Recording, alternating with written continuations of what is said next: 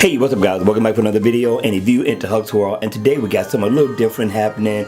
I want to challenge you on the top 15 watch faces. I want to know if you ever seen these before, and if so, where did I get them from?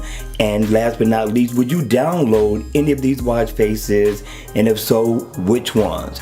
Alright, so now I'm not going to give you any names. I'm not going to tell you where I got it from, but if you know in so many words, leave the initial of the place that I got them from. I'm going to give you a hint where I didn't get them from. First off, I didn't get them from the Gift Manager store. Secondly, I didn't get them from Facer. Third, I didn't get them from the watchmaker. So again, my question at the end of the day, at the end of the video, where did I get these watch faces from? Alright, you all, let's check them out and see where I got them from.